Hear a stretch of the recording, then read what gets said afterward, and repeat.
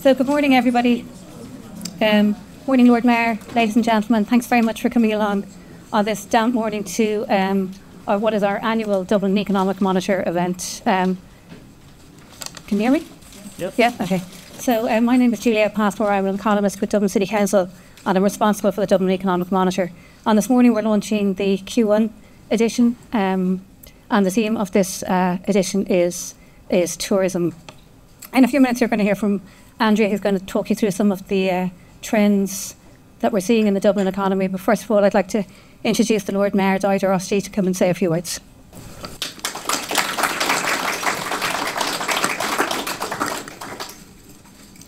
Gur mágad, Juliet. Díomh mágin. Ar dús bar gur míle mágaí a sucht an cora le bheith léamh chun an seola seo chun an tuair seo a seola. Is mór an agus an privilege dumsa le bheith ling ar mágin. I'm delighted to welcome you all to the launch of the Dublin Economic Monitor. Published quarterly since 2015, it's now in its 36th version, which is really, really amazing. And it's really a great collaboration, as we can see, between the 4 local authorities in Dublin and representatives whom are here this morning with us. And it really gives up-to-date data and analysis of what's happening right across the Dublin region at the moment. Timely information and well-informed opinion, it's really essential to understanding the challenges and the opportunities that face Dublin. A strong post-pandemic recovery in employment and hospitality initially saw Dublin economy perform much better than expected, but capacity problems, higher prices and interest rates all pose threats and growth has slowed slightly. The Monitor, it encourages collaboration and dialogue, it brings together stakeholders from government, from academia, the business community, and it really helps us to tackle challenges together.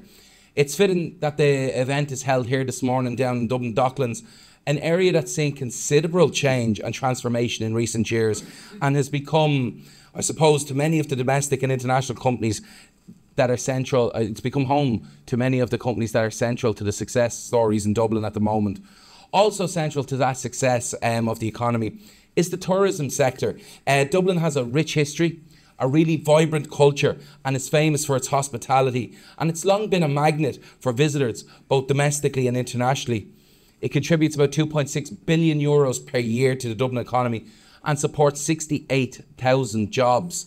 In a recent Your Dublin Your Voice survey, the importance of tourism was really recognised by all Dubliners, with over 90% seeing it as really good for the city. And yet, we do need to be careful. There is a fine line between progress and preservation, and it's essential that we ensure that our tourism industry continues to flourish while safeguarding both the natural environment that we live in and the essence of what makes our city so special. Tourism and its impact in Dublin are the focus of both this quarter's Dublin Economic Monitor and also of this event. And I know many were in CHQ yesterday for the Smart Tourism event. And this morning, through some of the panel, we're going to hear how smart tourism combines sustainability, accessibility, digitalisation and cultural heritage, along with the creativity to kind of enhance experiences for our visitors. Whilst at the same time trying to minimise that ecological impact or the ecological footprint.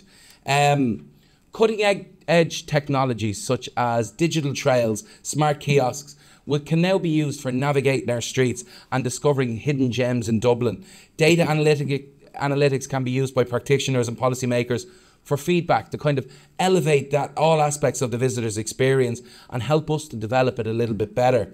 For tourism to ultimately thrive, it has to exist in harmony with our environment, our communities and our cultural heritage. And many cities, particularly in Europe, have experienced over-tourism, which can really have a negative impact on these areas and alienate the citizens who are integral to the city's identity. From our perspective, from a Dublin perspective, Dublin has really recognised that need for a holistic approach, and smart tourism helps provide a pathway, I suppose, for that. But that means investing in eco-friendly and people-centred infrastructure, promoting responsible travel, for example, the significant increase in dedicated bicycle lanes throughout the region in recent years, and really empowering communities to participate and benefit from tourism. It means preserving our historical landmarks, protecting our natural landscapes and nurturing really the traditions that define us as a region and for which so many people want to visit and come to our city. To support this vision, Dublin City set up a tourism unit whose work culminated in Dublin being awarded the European Capital of Smart Tourism for 2024. As I said, we were at that launch ceremony yesterday evening, and it's great to see the European Commission and tourism representatives from other European countries here again this morning, really fostering those partnerships that we spoke about yesterday and sharing knowledge to provide what will ultimately be a more sustainable future for us all. It really is a great pleasure to be here this morning. It's great to see so many people invested in the Dublin Economic Monitor. It is so important. It does help guide how we navigate our city and how we move into the future in the more short to medium term. So I appreciate everybody's attendance. Gurv Mila Mila Magi is up in Corleva on Turkish Yola, August Sullivan Gumwiniship Tatna Vassal Majin. Gurmagi.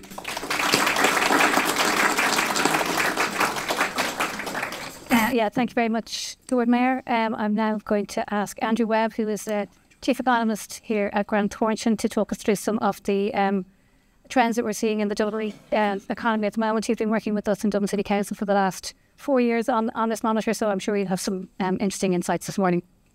No pressure. Delighted to be here this morning, everyone. It's always a project that we really enjoy, and our experiences with it, have been really insightful for us, gathering all the information and the insights into the economy. If you've seen me talk about at the launches before, you'll know that I don't like to lean too heavily on the content of the monitor because we want you to go and read it at dublineconomy.ie, so I would encourage you to do that. But what I do want to do today is just to talk a little bit around the global context, touch on the macro context from Ireland's perspective, and then give a Dublin economic snapshot. And I do always, and I was reading a book recently on John Hume, and I learned about the single transferable speech, and I think this is my single transferable slide deck. I think I've used this in pretty much every presentation ever given, but it does set the scene of just the global uncertainty, and I do think we're in a little bit of a more calm phase, and that's probably understandable given everything we've come through in the last decade or so. But I would say that it feels a bit like a calm before a storm, because we're into a year of what I would call agents of chaos, and that's 54 different elections this year. The big ones being Biden-Trump, Sunak v Starmer, and I wondered, might we have an election this year featuring the leaders here, but we have probably settled on the fact that we won't, and it'll be in 2025. And I was really hoping for some Doctor Who music there for that transformation, but you can't have it all. But we've a new context as well politically, so that's possibly kicked, or more likely kicked, an election into 2025. But lots of elections happening across the globe. Those are the key ones I think will have a major influence on this economy. So we'll watch those with interest over the next while. I think as well, and as economists, we tend to go towards the key items like productivity, skills, what's happening in the labour market. But when we were working on economic strategies last year for some local authorities, there was one phrase particularly struck me, which was, if you don't get sustainability and climate in here up front, the rest of it is irrelevant, because if you don't solve this and act on this urgently, then you're not going to have an economy. Now that's doomsday scenario type stuff, but we're probably not far from that level of urgency coming into all that we do. So I think that's a particular agent of change and chaos that's in the mix for the wider economy. Trying to then track that through and those various influences over the economy, it's still quite difficult to get a full and consistent read on where the global economy is likely to be heading. But we would suggest that the likes of OECD and IMF and others are on the same page around.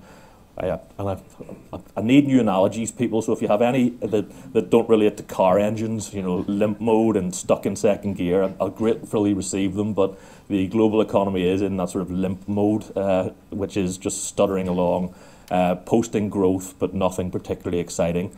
And we think over the next 2 years, 2.9 to 3% over the next 2 years. So I suppose encouraging, I would say that's real growth, so after the effects of inflation, but still not particularly exciting. And that has influence again for trade patterns and all that goes with that for our economy.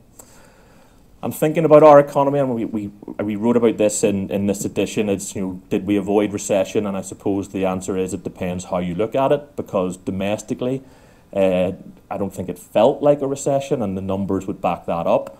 But when you look at and that's modified domestic demand, and that's typically the preferred measure that we use, which strips out a lot of the influence and noise of the multinationals and where they put in their profits. But GDP did decline last year, and we did see some quarterly blips downwards in the domestic economy. But overall, we did get some growth last year, and we do expect growth then in the next couple of years. I noticed this morning the ESRI have come out with new forecasts, which just nudges their position up slightly for this year. So I think they're on about 2.3% for this year, up from 2%. So maybe things are starting to look a little bit more certain and a little bit more buoyant. Just briefly, though, on the downturn in GDP, there was a significant dent to exports last year. Probably understandable given the pace at which they grew the previous year. So you're just having a bit of a washout of the fact that it was so strong. So base effects playing in there. But obviously then we had just the global context, the downturn globally, or slowdown globally, I should say, that just hurt our exports a little bit. But again, on the exports piece, we think there's reasons to be optimistic there again too. So some of the key themes that are driving and will have an influence over where the economy goes next. So the question being now, have we beaten inflation? Because as we all know, we've lived through it and we know where it got to. I think just the downturn then, I've put the heavy sort of blue line there is Ireland's, and we think that will be down to 1.5% by the end of 25. So clearly on a downward trend, and hopefully then that's behind us and settled back at around 2% and those typical central bank targets. So fingers crossed on that one. Towards the start of the year, though, we started to get a little bit nervous again about trade flows and supply chains and how that might trickle through into inflation, and would that trigger a new round of inflation. So we're tracking at the minute the World Container Index. Who knew there were such things, such exciting stats out there? But it's an eye-opener, and it really spiked over the last couple of months. Obviously, there's been issues around conflict, and so there's that's had an influence on that. But we are now seeing that fairly steadily turn the right way for us, so that's good. And then obviously the gas prices and energy prices are back to sort of levels that they were at previously. I would say that there's one key thing, and for the week that's in it, I've put cocoa prices in, because your Easter eggs could be a little bit more expensive this year than they would have otherwise been. There's been a massive spike there, so that is feeding into food price inflation still. So that's doubled over the last couple of months. So that's one we're watching as well, just in terms of its influence over ingredients and general food inflation. So I lean really heavily on how consumers feel, because consumers are such a strong part of where the economy is and where it's going next. So whether or not consumers are willing, ready and able to engage in the economy is something we keep a particularly keen eye on. And to do that, we use the Irish League of Credit Unions, who produced the Consumer Sentiment Survey with core research. This is reasonably volatile at the minute, because consumers are very reactive to, so for example, after the budget, they felt quite good.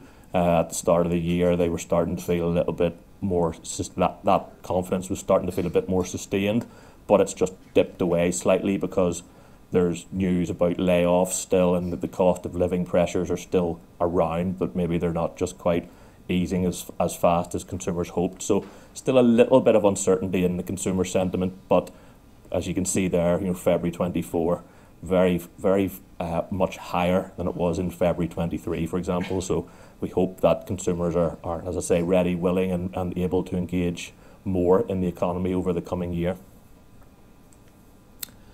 So business activity, I used this same slide in a different event about 2 weeks ago, and it was a completely different summary, because last month was very different than this month in terms of business sentiment. So it's the yo-yo scenario here in terms of business sentiment. So as we stand here in the February data, the fastest rise in output for manufacturing since April 2022. Last month I would have been saying that that's slowed and it's uncertain, so that's a real positive actually that's come back so strongly in the last month. And then on services, still in growth mode, so just to be clear, everything above 50 is in expansion mode and below 50 is in contraction mode, so both readings very clearly in expansion territory, which is good. And then the employment index, and I'll touch on employment very briefly in a moment or two about the monitor, but the employment index looking reasonably okay there as well. And future output index and future activity index still in expansion mode, but maybe softening a little bit when it comes to manufacturing, but services thinking about ramping up, I suppose, for summer season and getting a bit more money through the tills through just the arrival of tourists, etc., etc. I put this in just because it seems to be the key question that economists are being asked at the minute is when are interest rates coming down? So, you know, they were fast to go up, but I think they'll be slow to come down. And that just tracks where the likely path of interest rates is going to be over the next while from ING research. And that would suggest then that the central bank's rate should be down to about 3.5% by 2025 and on. So as we see that inflation hopefully finally being beaten, we see then the headroom to reduce interest rates, and we would expect and hope that would start maybe summertime is the best consensus view at the minute as to when those rates will start to come down. If inflation comes down faster and if the economy looks like it might be hitting a bit of a headwind, they might move quicker on that, so fingers crossed. So just to touch then a little bit, and as I say, really keen that you engage on dublineconomy.ie and take the monitor away with you and read it here. But just to touch on some of, I suppose, the key indicators that are in there. There's many, but I'd just like to hone in on a few in terms of this one's the retail spending and how consumers are engaging. So spending is maintaining an upward momentum, which is really encouraging. This is MasterCard data that supports the telling of that story, for which we are grateful for that data.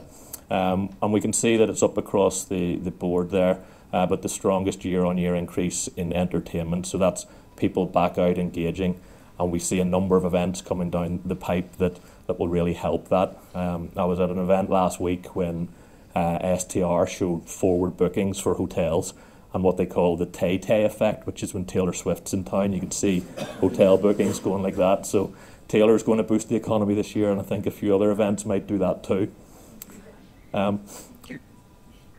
There's a reasonable conundrum appearing for us at the minute in some of the economic story that we're telling around the labour market. So as we know, we've had really strong expansion, and that's really welcome. The labour market has just been on a consistent upward trend, and that's been brilliant for the economy and brilliant for then the consumer spending piece and all that goes with it. But what we are starting to see is maybe just a sense of a softening, because the job listings that we get from Indeed are showing that there's fewer listings. Now, I always urge a little bit of caution or thought around this, because there could be an element that with a very tight labour market, some employers are just not bothering to list and maybe starting to think about other ways to solve their labour shortages through maybe more automation or innovation. But there's also a sense that there could be a slight softening of sentiment amongst businesses around the opportunity to take on more labour and support that labour and sustain that labour. So it is something we are watching, and we'll keep a close eye on, I suppose, where unemployment stats go next, because I think the Indeed figures are very much a leading indicator, and if that starts to trick through into unemployment, then we could have a bit of a challenge on our hands with the labour market. But for now, still positive, employment very much up, unemployment down, but just a note of caution around those vacancies and those listings. And I did this chart for the first time last year. This was every headline that Grant Thornton have done during the course of the Economic Monitor, and I turned it into our own Economic Monitor Confidence Index, just as a way to wash up and wrap up. I suppose what I would say in the last couple, we've been trundling along just around that expansion mode. I suppose I'll just take this moment to say that throughout the entire course of Grant Thornton's involvement in the Economic Monitor.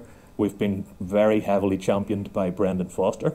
He really encouraged us to go for the Monitor when it came out to bid for a couple of years ago. Brendan's retiring soon from Grant Thornton, so I just wanted to take this opportunity to thank him for all the support that he's given us during our engagement with the Monitor, and just wish him all the very best as he moves into his next phase. So thank you, Brendan.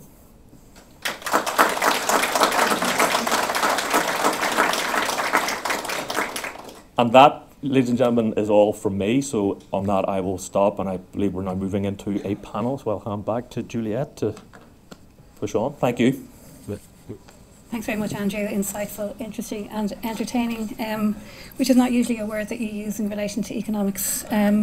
So now we have a panel discussion. The theme of this quarter's monitor, as I said, was tourism. So we are very fortunate to have four experts in the field to talk to us this morning. So I'd like to invite up Owen O'Mara Walsh, who is CEO of the Irish Tourism Industry Confederation, Liz Halpin from Fáilte Ireland, head of Dublin, Megan Best, CEO of Native Events, and Barry Rogers, who's head of tourism for Dublin City Culture Company. Good morning, everybody. It's there's nothing like a late night and an early morning, so we were having a debate about how this conversation would go, and they were reminding me that there was an event last night, and someone was accusing me of having honours level questions. So we'll start off on a light note, but interestingly enough, on the theme of smart tourism, I was getting the dart from Dún Laoghaire this morning, and there was three lads who were they didn't realise that the ferry didn't go from Dún Laoghaire to Holyhead anymore. And I said they're 15 years too late. So anyway, I thought I don't know how smart that that wasn't particularly smart on their behalf, but on the theme of smart, Barry, it'd be great for everybody. I think if you could give us some insights into what smart is and how it's impacting our local tourism economy. Yeah, of course. So that would be a Dún Laoghaire problem, not a DCC problem. Well, the ferry actually goes from Dublin Port now, so I'll put that back on you. Oh yeah, fair enough. So for anyone who doesn't know me, my name is Barry. I am head of tourism for DCC. For anyone who does know me and has heard all of this last night at our Smart Tourism event, including the 15 cities that are here from all over Europe, I apologise. But to just answer your question, and one of the things I've been quite struck with, so we started a smart tourism pilot with Liz in Fáilte Ireland in 2019, and we've been on this kind of journey since. And the nugget of that journey has been that smart tourism was something that was quite experimental. In 2019, you were focusing on digital data, kind of working in the fields of augmented reality, things like that. As we've gone on this journey, smart tourism has very much become the status quo. So we've seen huge investment in sustainability, accessibility, digitization, culture. So something that started out very much for us in DCC as a pilot, investing in kind of the fringes of technology, has now become, through our work with the European Commission, something which is firmly embedded now across the tourism industry, not just in DCC, but across Dublin, across Ireland. Like if you look at my colleagues here on the panel, each have led incredible strides towards sustainability, digitization in their respective fields. Like to talk about, and not to speak for Fáilte Ireland, but they now have a head of digitalization, a head of sustainability.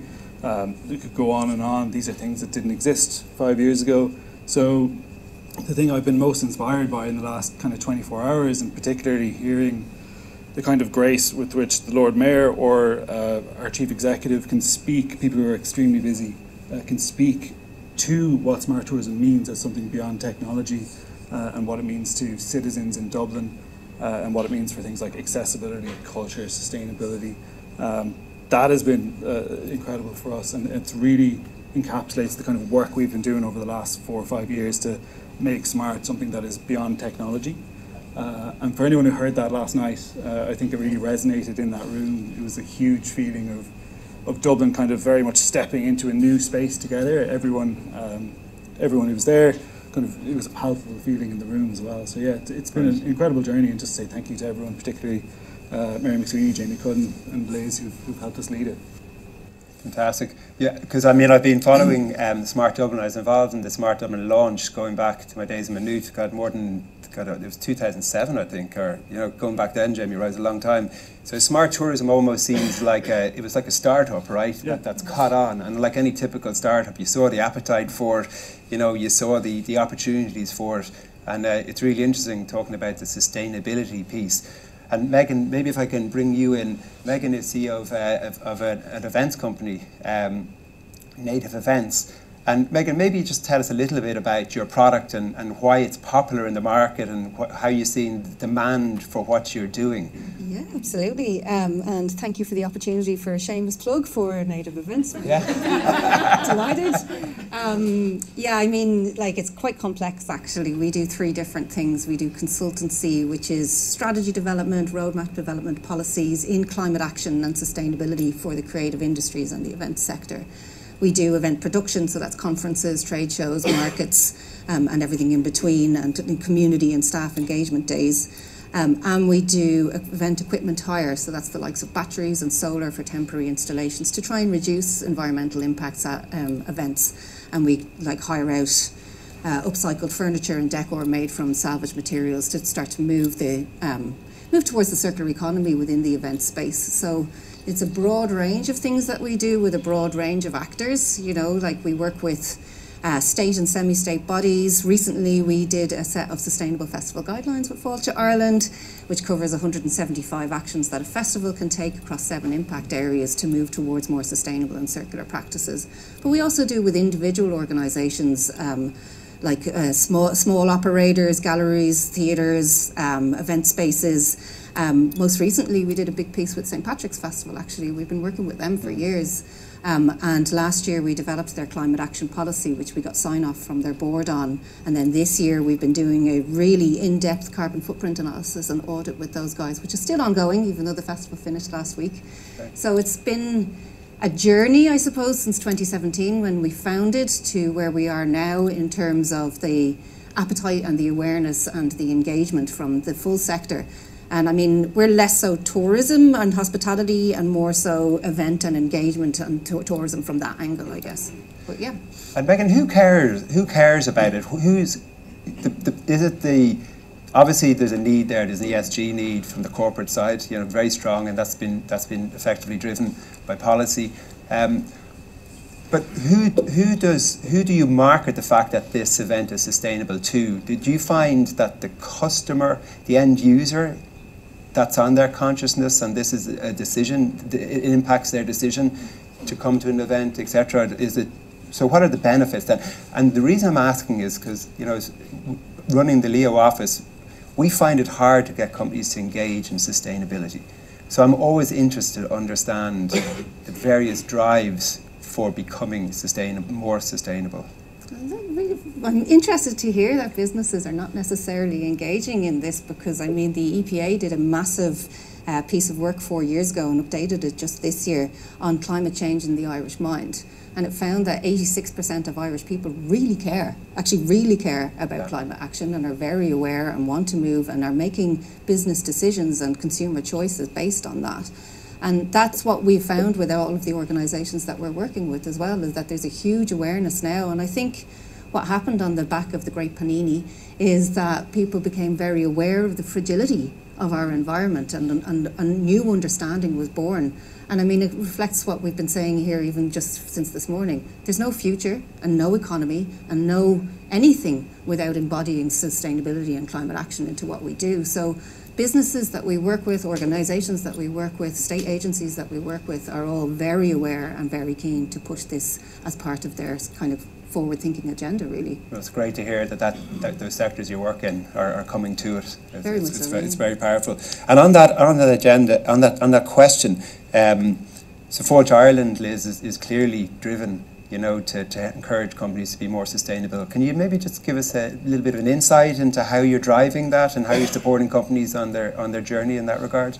Yeah, I think thanks very much, and thanks for the opportunity to be on the panel this morning. I think what Barry is saying is true from a Fáilte Ireland perspective. We've certainly started to actively engage, and as Megan has said, we've started to produce guidelines in various different areas. But I think is very much about setting out how we can support businesses on that climate journey. So we have established a brand new division within Fáilte Ireland looking at specifically climate action, and recently announced a programme to support businesses on a one-to-one basis. So for eligible businesses, we'll sit down with them, we'll talk them through where they need to get to, we'll do an assessment of where they are now, and it will be literally managing the relationship with that business through a 3-year programme. So I think, to Megan's point, it's table stakes now, I think, for a lot of businesses, that we have to start engaging more and actively looking for ways to support the climate action agenda. So certainly we're looking to do that. We're also looking from a regional perspective, we're looking at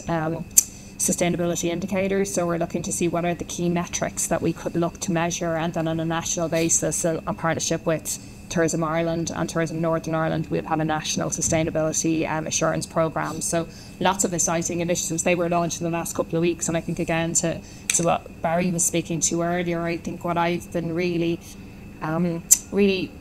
struck by in the last couple of days, having attended the event last night, is the change and how massive the change has been, and how, as we say, 5 years ago we were doing a proof of concept as to whether smart tourism was a thing, and here we are today as a designated smart capital city. I think it's been an amazing achievement by Dublin City Council to actually drive that forward, but I think collectively we have to work as a city to make sure that we sustain that focus on sustainability and just continue to work together. Yeah, it's great to see that innovation and that coming together and the cooperation, isn't it? It's fantastic. And coming on to you, Owen, Paddy's Day is behind us, and I guess you're looking forward. Your client, your members are looking forward to a very busy tourism year. Fingers crossed. Yeah. It's a bit of a mixed bag. I mean, it's, if you talk to a tourism leader, you kind of get a kind of positive mood from, say, the North American market. That's very strong. Other markets are softer, undoubtedly. I mean, some of those economic figures that we talked through show that the GDP and some of the economic signals across Europe are a bit softer, in GB and Brexit and so on. But the North American market is strong, and that's the most positive market because they stay a long time. I think it's on average 8 days. They tour the regions. They stay in 4 or 5 star hotels. They play golf courses. They spend a lot of time in Dublin. Big retail spenders. That's the positive. But on the sort of apprehensive side, there's a lot going on. There's a cap at Dublin Airport, which effectively has been met, and an application has been submitted to increase that cap up to 40 million passengers. It's currently at 32 million. That will take some time. So while we're waiting for that decision, there's effectively a cap on international arrivals into the country, which is obviously a source of great concern. And there's also other capacity stuff as well, whereby about 20% of all tourism beds nationally are contracted to the government now for Ukrainian refugees and asylum seekers. It's not as high in Dublin, but it's still around 10% in Dublin. So that's a big chunk of beds taken out of the tourism economy. And the hotels are okay because they get a check from government for the services they provide on a humanitarian basis, but the downstream tourism businesses, the attractions, the cafes, the restaurants, the pubs, they miss out on the tourism dollar. There was a good figure last night from Paul Keeley at the event, where he said that for every euro a tourist spends in accommodation, €2.50 is spent on ancillary tourism services. So obviously that is lost income. And so there's challenges there, and of course cost is the big concern. So I fully subscribe to the sustainability initiatives and the kind of the climate goals and stuff. But if you ask a regular hotel or restaurant owner or whatever what's really concerning them this morning, it's probably the spike in costs, particularly payroll costs. And a lot of that is government induced because you've had the minimum wage increase, you've had enhanced sick pay, you have pension auto-enrollment, all that sort of stuff. And no responsible business owner has an issue with paying staff better terms for the really good work that they do. But the issue is that the full burden of those costs are being placed at the feet of the employer. And our issue is that the government should offset some of those costs because, we know it in the room, but I think, we have to socialise it even more, that tourism is the largest indigenous industry the country has. It's the biggest regional employer. I think 70,000 jobs were mentioned as the Dublin figure. Like it's the beating heart of in the indigenous economy that we have. So it has to be supported and nurtured. And agencies and local authorities and industry can do so much, but often you need the sort of enabling policies from government. So they have to be pro-tourism or pro-enterprise. And there's a few concerns at the moment that maybe government are taking their eye off the ball a little bit, because they were very supportive during COVID. But I think the feeling was, well, we've done our bit for tourism and hospitality, they're grand now, and there's lots of actually issues at play. I've been asked to ask everyone to hold up their mics a little bit, only when you're talking. Will I start again? What was that again? Right, so it's a mixed bag. Yeah. So it is interesting, that conflict, and I think it's one all industries are going to have between sustainability with those caps at airports and the commerce, the commercial reality, I guess, and the commercial opportunities. Someone was saying to me a while ago, I was always wondering who bought the Rolex watches in Dublin Airport, and they were saying it was the North Americans, because they only get a week's holiday and they like to spend when they save up all their holiday spend, and they get their tax back, and they get their tax back. Oh, there you go. Yeah, but they're the big spenders. If you look at the CSO data, and I'm sure MasterCard have something similar, the North American market and the sort of the Middle Eastern markets are the big spenders, whereas the Europeans and the Brits tend to spend a little less. So if we're chasing value over volume, they're the sort of markets we should go after. So this is a question for everybody, really. It's how do you see the smart city, Dublin City Smart designation being impactful? And I guess on another note, just to back it with another question, are you encouraged with the uptake of digital in the industry right now? It's great. Two questions. I think in terms of the real impact, my agenda for this year, and I chatted to Owen about this, is to use 2024 as this kind of high watermark of where we will really look back and say that's when things changed, that's when there was a sea change, when everyone got it, when everyone was moving in a similar direction around sustainability, around innovation, around data.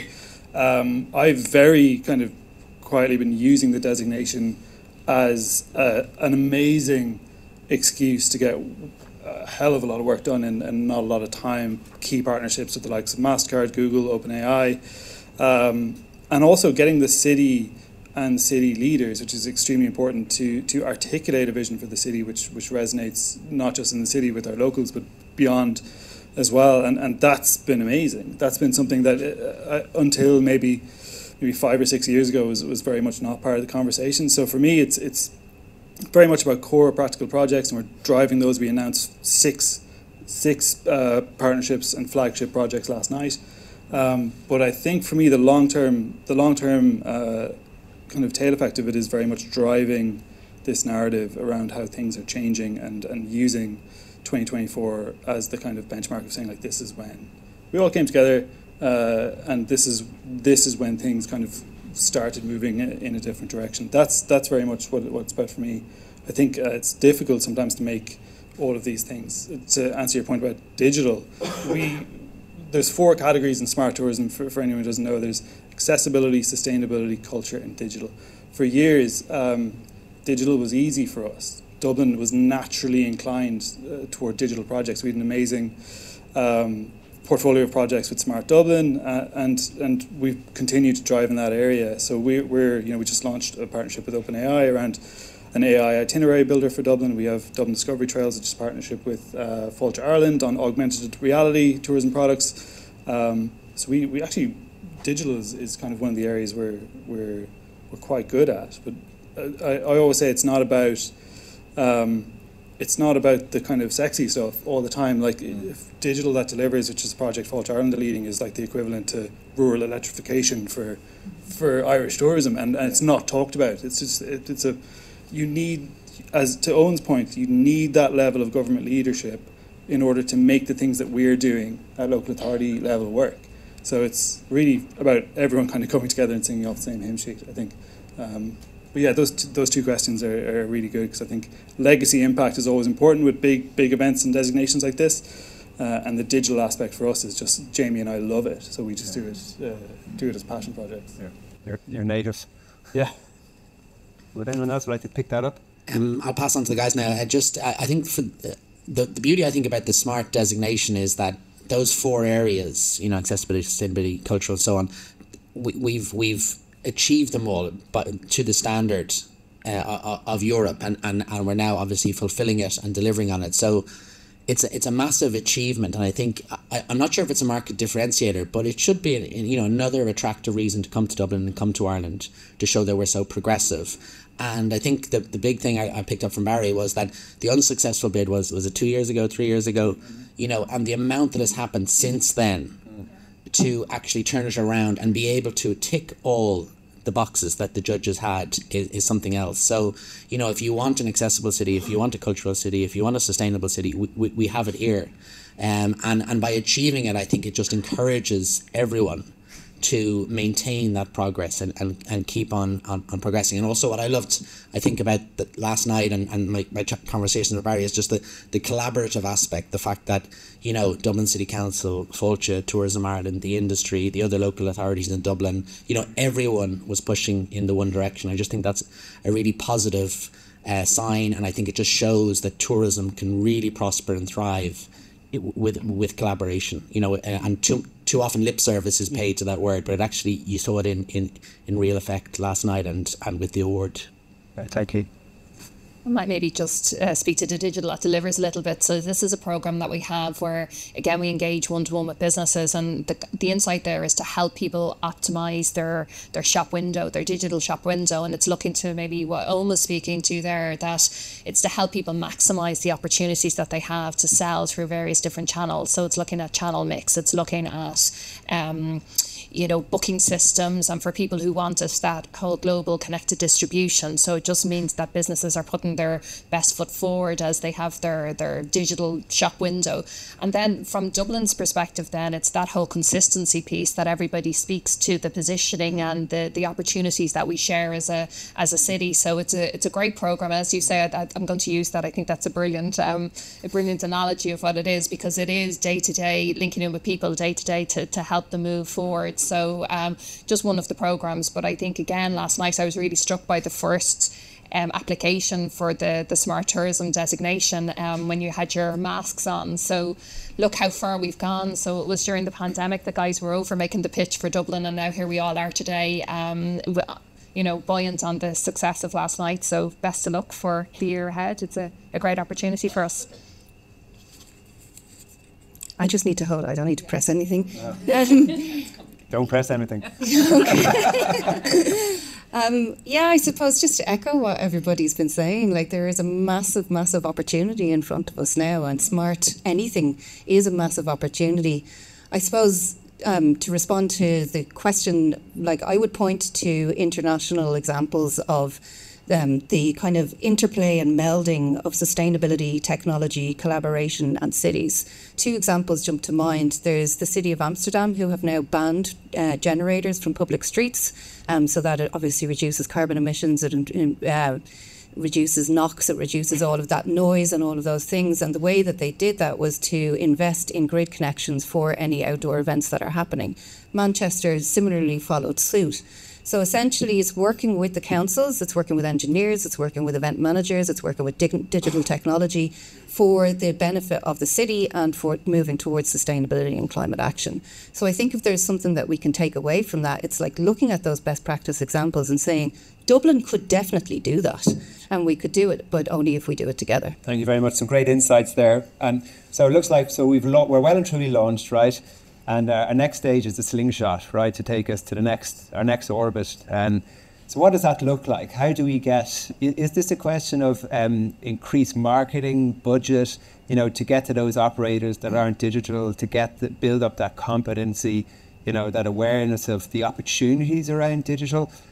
We saw during COVID, we have a voucher called the Trading Online voucher, which helps businesses get online, and that's open to tourism as well. I actually need to check that, but I'm pretty sure it's open to tourism as well. But we saw a massive increase in companies becoming digital during that. And, the crisis was a terrible thing to waste. Did you see that in the hospitality sector?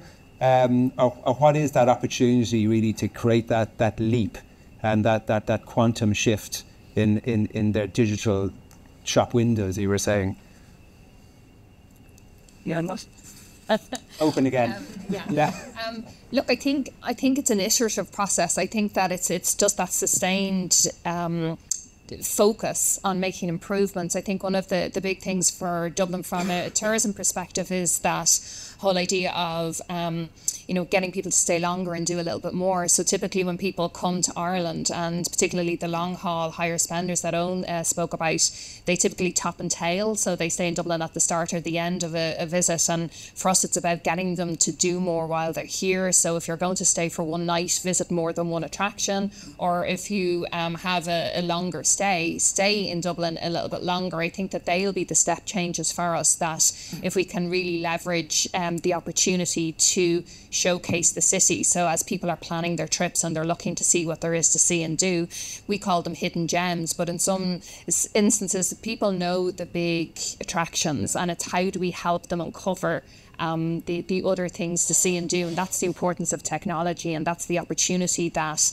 orientation and signage. We did a piece of research recently, and we were really surprised. It was like nearly, it was 27%, I think, of people who were in our cultural institutions found their way there through signage. So it is that everything communicates, everything works together, and how do we help people better find those hidden gems? How do we spread the benefit of tourism out to other businesses? So I think that's the real opportunity. And then it's from a Dublin perspective, then it's the winter time. So the shoulder season is where we have the best opportunity because it's the less busy time. So all of those suggest that we've lots of opportunity to really develop initiatives that helps us drive the biggest impact where the opportunity lies. So that's coordination, isn't it? It's coordination is key. Look, tourism is such a people, business. Everybody here today, I think even from last night to this morning, you have a lot of the same people. We have to, but there is an interconnectedness between everything that we do, and there's an interdependency. So absolutely coordination is key. It's very much that we all look to find the page that we can all be on, and then we work together to deliver for the city. Yeah. Well, it's great to hear that's happening. And just to add to that, I just think that the digitization and technology has got to complement sort of the people side of the thing. And we all know Ireland and the Céad Míle Fáilte and the welcome and all that sort of stuff, which we all espouse and deliver on a daily basis, and it has to be complemented by AI and virtual reality and all that sort of stuff. But I think the big issue, going forward, and I think the thought leadership from the smart tourism guys is so important in this, is the sustainable tourism, the economic sustainability, living side by side and coexisting with the environmental sustainability. And there's an inherent tension in there, and we'd be stupid to, one of the reasons that the cap at Dublin Airport is because they don't want additional aviation emissions, which obviously impact on the climate, but that has an impact on the economic sustainability of something like tourism. So, can the two live side by side? Is technology part of the answer? You look at sustainable aviation fuel. If there was more investment behind that could alleviate some of those issues. So I think that whole, environmental alongside commercial, alongside social sustainability is the key issue that we all have to sort of address, because they have to coexist, because if one trumps the other, then we're goosed, whichever way you look at it. Is part of that solution value add, having extra value add services? Like I know Amsterdam would have said they want to go higher up in the value chain. Is that a solution? I'm sure our product is suitable for a premium. Yeah, and it's that old debate about value over volume, one would favour value visitors because it's less of a carbon footprint than volume, and there's a bigger economic impact. But at the same time, we don't want to become elitist either. Yeah. We don't want just to be exactly the Rolex customers. So there has to be a blend, and it's not easy. And I don't think anyone here on the panel has all the answers. But I think collectively and using collaborative techniques again, I think we can get there. But value over volume is certainly one of the answers, but we just have to be a little bit careful we don't pitch ourselves, beyond the grasp of a mainstream market. And just to say that our cultural institutions, so the museum, the gallery, you know, we have an awful lot of amazing offerings that's free to visitors. So I think it is about letting people know that. And I wouldn't underestimate, you know, the value of the city parks and the coast and the mountains. And there's lots of stuff in the city that people can enjoy. So it is that balance piece. It is, you know, as I say, getting people to stay a little bit longer, do a little bit more, but also experience everything that the city has to offer. And, you know, people walking down the street and that whole people watching and the experience of interacting with Dubliners and people who live in Dublin is a really important part of that experience. And that whole authentic experience is so important to how visitors, you know, receive the city, and hopefully how residents look to tourism as a force for good. Okay. Forgive me for getting a little bit techy. This is an honours level question. I did pass everything. You are a subject matter expert at the moment, but so it's like mastermind, specialist subject. You'll probably find this very easy. Is there an opportunity, you know, with AI and digital to actually understand potential niche markets, higher value niche markets that we can attract to the country? With reference to the text, that's the honours level ending with every question. I thought you said you did pass. Thankfully, my professor, who was here last night from County Business School of Economics, isn't here today. I think I'm quite keen that we don't get, with everything, all things digital innovation, to echo everything that's been said already, I think that I'm keen that it doesn't happen, you know, in any tension with the human aspect of why people come to Dublin in the first place. And there's huge leaps to be made. AI is going to completely transform the way that particularly the path to purchase model works in tourism. If you go back 10, 15 years, you'll have seen the same thing with how the internet affected how people book, pre-plan, experience destinations. It's going to be very similar to AI. I'm quite keen that it doesn't come across as a big bang. It will happen very slowly. It will slowly. Someday you'll be on the Visit Dublin website, and there'll be a quiet little AI working in the background doing work for you. That's absolutely going to happen in the next 2 or 3 years. But in terms of the niche market aspect, I think the big challenge is, you know, Tourism Ireland and Alice Manser spoke at our event last night. They obviously do an incredible job of selling Ireland overseas, and they're the ones responsible for targeting specific markets. They're already using AI to do that. A lot of their advertising is powered by AI in terms of segmentation and kind of narrowing. It's called propensity modeling. So that they're already using AI to kind of find out who the people are who are most likely to come to Ireland, and then feed them very specific information to make them more likely to book their trips. So that's already happening. And I'm quite keen, anytime I talk about technology, to say the best kind of technology is the one that you will never see or interact with in an obvious or overt way. And it's going to be the same with AI.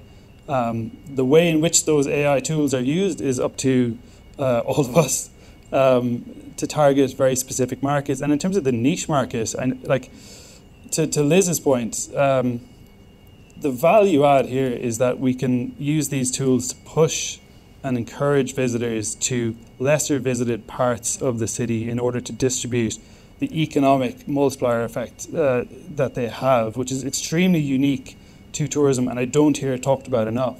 It's something that we kind of only have in tourism, that this multiplier effect. That's the value add. You know, it's not so much about using AI tools to target high net worth individuals from North America. It's more about using these tools in a clever way to make sure that we can distribute visitors effectively, give them information in better and more interesting ways, and make sure that ultimately when they come to Ireland that they have the best possible experience. I'm really keen, as Owen said and as everyone said, that we do not become, I think there's a levelling up to be a step change definitely in the value, in terms of our value, but very keen that doesn't become an exclusive. Yeah.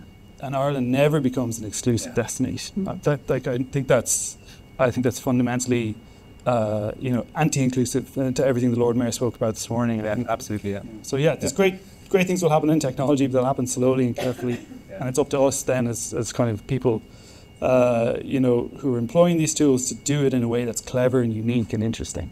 And well, it's great to see the coordination here and the depth of thinking, and the forward planning, etc. It's been fantastic. I've really enjoyed my conversation with everyone this morning. I think, unless there's anything else you want to add, is there anything that I haven't asked that you'd like to bring to the audience? No? Well, Barry, you got an A+ anyway for that question, so well done. And I'd like to thank the panel for their expert contribution and their great insights, and it's been a pleasure this morning. Thank you.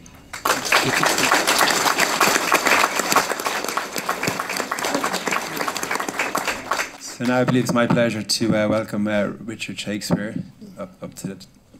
Thanks, Owen. And just to start off by thanking the Lord Mayor for his opening words. I've got the graveyard shift, so I won't keep you long. But I'd like to thank you all very much for coming here this morning to this. I mean, it's great to see such a diverse group of people and all our friends from the EU over both yesterday and today, and I think tomorrow. Dublin is very, very proud to be the European capital of smart tourism for 2024. And I suppose the panel highlighted the type of collaboration that will help make it a success this year, and as I said yesterday, well into the future. So we had the contributions from, the Inquisitor-in-Chief, Owen. And, I think you set it up very well in terms of people getting an understanding and then getting valuable contributions from Megan, Owen, Liz and Barry, just to tie it out and just let people know what we're about, and the many challenges that face the tourism sector, and the importance of initiatives such as the Smart Tourism piece in achieving the sustainable, accessible and enjoyable tourist offering. That is, I think, that benefits the citizens as much as it benefits the tourists, and there's been quite a shift in thinking around if it's good for the local citizens, it'll be more enjoyable and beneficial to tourists because people come for authentic experiences. The Economic Monitor itself is also collaboration, firstly between the 4 Dublin local authorities, and it's produced by Grant Thornton and Packed House. And Brendan, just to echo Andrew's good wishes on your impending retirement. You've been a great partner. I know you've really driven this along with Jamie and Mary and the team and Juliet. And we look forward to potentially working with you in your retirement. We might drag you to get involved in something. So just beware of that unexpected phone call. So I suppose since its first edition in February 2015, the Monitor has consistently evolved and I think has really, really seen a step change in how it has grown with our partners in Grant Thornton and Packed House. And I always enjoy Andrew's nice economic outlook, but when he starts asking you to be a little bit cautious, then we just need to worry. So, Andrew kept referring to the Dublin Economy.ie website, which has been upgraded with timely data, articles and videos that highlight some of the key economic trends. And as Andrew said, if you really want to see what's going on, get onto that particular website. If you want to go to the other happy page, it's Dublin.ie, which Mary and all the sort of the events, so if you want to find the good bars or anything like that, Dublin.ie. If you want to know about what your pay packet's going to look like in 6 months, 12 months' time, DublinEconomy.ie. And so I suppose over the last 8 years, the Monitor has tracked the economy of a city that has proven itself to be very resilient, and it's growing through a global pandemic, and more recently maintaining the strong employment growth despite high inflation and rising interest rates. And I'm really looking forward to that public sector pay rise and the fact that I'm going to have to find an extra 55 million in the council budget to pay for all the staff pay increases. So that'll be a little bit of a challenge, and central government doesn't pay for that, we do. So that's just a little, So when you're expecting all these wonderful services, just have that in the back of your head that we have to work a little bit of magic, and I'm sure we will, because we've had pay increases in the past, and no real diminution in services. But our game at the moment is to try to get the basics right, improve what people see and live through the citizens, the visitors, because that experience, that value-added piece to what the citizen and the visitor experience is critically important to the success and continuing success of Dublin into the future. And that's my job with the team in the City Council, and there's a fair few here this morning. I'm trying to figure out what you're all doing here, but there we go. So for this quarter, the Monitor shows that despite the overall solid performance from the economy, there are mixed messages, thanks for that, Andrew, from some of the individual indicators, which give some concern, but we won't let that depress us too much. But the economy still faces many threats, including persistent capacity constraints, which I think you might say Owen touched on there in terms of our airport capacity, but there are other capacity constraints in terms of the labour market for construction, delivering on our housing targets, all of that stuff that has to happen to make us function as a city. And we need everybody's help. It's not the city councils alone to solve. We need government. We need everybody in this room to play their part, and everybody needs to own a slice of Dublin and mind it and take care of it. So our job is to advocate on behalf of the city and get people out there. So anyway, I'll move back to the script. So, you know, just finally, just to thank you all for coming here this morning, taking time out of your busy days. And we look forward to the next quarterly bulletin, and hopefully, you know, the impact of reduced interest rates will bode well for the economy. It will bode well for Dublin, most importantly, from my perspective. And, you know, we look forward to seeing you again in the not too distant future. Thank you very much indeed.